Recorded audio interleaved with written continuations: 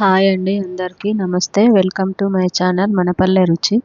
ఈరోజు మన వీడియోలో ఎంతో టేస్టీగా ఉండే కరివేపాకు రైస్ ఎలా తయారు చేయాలో తెలుసుకుందాం. ఈ కరివేపాకు రైస్ మనకి చాలా ఆరోగ్యానికి మంచిది. దీన్ని ఎలా తయారు చేసుకోవాలో తెలుసుకుందాం. స్టవ్ పైన ఒక ప్యాన్ పెట్టుకొని వేడయ్యాక ఒక స్పూన్ ఆయిల్ పోసుకోవాలి. ఇప్పుడు ఇందులో ఒక స్పూన్ శనగపప్పు, ఒక స్పూన్ మినపపప్పు, మినపగుళ్ళు లేదా మినపపప్పు వేసుకోవచ్చు. ఇందులో ఇప్పుడు ఒక స్పూన్ ధనియాలు వేసుకోవాలి. ఇవన్నీ వేసుకొని ఒకసారి బాగా కలుపుకోవాలి. మంచి వాసన వచ్చేంత వరకు కలుపుకోవాలి. వీటిని ఒక 2 నిమిషాలు మీడియం ఫ్లేమ్లో ఉంచి ఇలా ఫ్రై చేసుకోవాలి. ఇప్పుడు ఇందులో ఒక 10 వరకు ఎండుమిర్చిని ఇలా తొడకలు తీసి వేసుకోవాలి.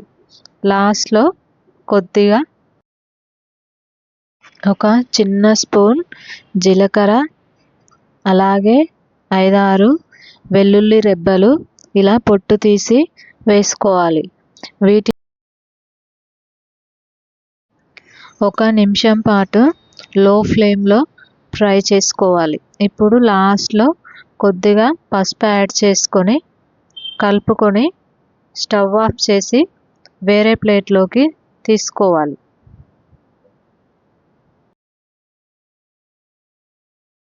ఇప్పుడు అదే ప్యాన్లో ముందుగా శుభ్రంగా కడిగి పెట్టుకున్న కరివేపాకుని ఈ నూనెలో వేసి ఫ్రై చేసుకోవాలి. ఈ కరివేపాకుని మనం ఒక 2-3 నిమిషాలు లో ఫ్లేమ్లో పెట్టి కలుపుకుంటూ ఫ్రై చేసుకోవాలి. ఇలా ఫ్రై చేయడం వల్ల ఈ కరివేపాకు మంచి సువాసన వస్తుంది. ఈ కరివేపాకు పొడిని మనం ఇడ్లీ, దోశలోకి కానీ తినొచ్చు, లేదా వేడివేడి అన్నంలోకి ఈ పొడిని వేసుకొని తింటే చాలా బాగుంటుంది. ఇప్పుడు ఇందులోనే ఒక 2-3 చింతపండు రెబ్బలు కూడా వేసుకొని ఇలా బాగా కలర్ వచ్చేంత వరకు ఫ్రై చేసుకోవాలి. ఇప్పుడు స్టవ్ ఆఫ్ చేసుకొని ఈ కరివేపాకుని కూడా ముందుగా రెడీ చేసి పెట్టుకున్న పప్పుల దాంట్లో వేసుకోవాలి. ఇది పూర్తిగా చల్లారిన తర్వాత మనం మిక్సీ పట్టుకోవాలి. ఈ పొడి జుట్టు పెరగడంలో కూడా చాలా సహాయపడుతుంది. ఇప్పుడు మిక్సీ జార్ తీసుకొని అందులో ఇలా చల్లారిన కరివేపాకు పప్పులు అన్నింటినీ వేసుకోవాలి.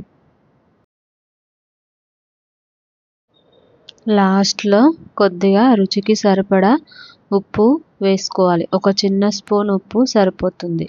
ఇప్పుడు దీన్ని మిక్సీ పట్టుకొని పొడిలాగా చేసుకోవాలి. ఇలా మెత్తగా పొడిలాగా చేసి పక్కన పెట్టుకోవాలి. ఇప్పుడు ఒక ప్లేట్లో ఉడికించిన అన్నాన్ని తీసుకొని ఇలా పెళ్ళలు లేకుండా మంచిగా చేసుకోవాలి. ఇప్పుడు ఈ అన్నంలో ముందుగా రెడీ చేసి పెట్టుకున్న కరివేపాకు పొడిని ఒక 2 స్పూన్లు వేసుకొని బాగా కలుపుకోవాలి. సరిపోయేంత వరకు కలుపుకోవాలి. మనం ఉప్పు ఆల్రెడీ దాంట్లో వేసినాం కాబట్టి కరివేపాకు పొడిలో కొంచెం టేస్ట్ చూసి కావాలంటే ఈ అన్నంలో కలుపుకోవచ్చు.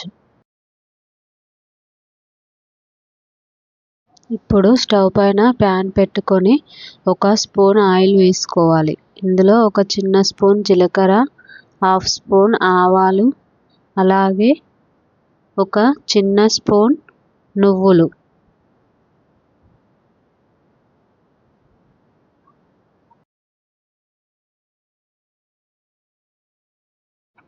కొద్దిగా పల్లీలు ఒక 10 వరకు తీసుకోవాలి.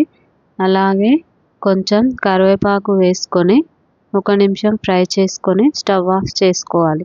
ఇప్పుడు ఈ పోపుని ముందుగా కలిపి పెట్టుకున్న అన్నంలోకి వేసుకొని బాగా కలుపుకోవాలి. అంతే, ఎంతో టేస్టీగా ఉండే కరివేపాకు రైస్ రెడీ అయిపోతుంది.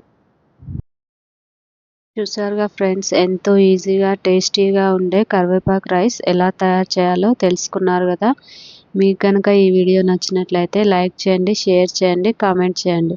మరిన్ని మంచి వీడియోస్ కోసం మా ఛానల్ మన పల్లె రుచిని సబ్స్క్రైబ్ చేసుకోండి.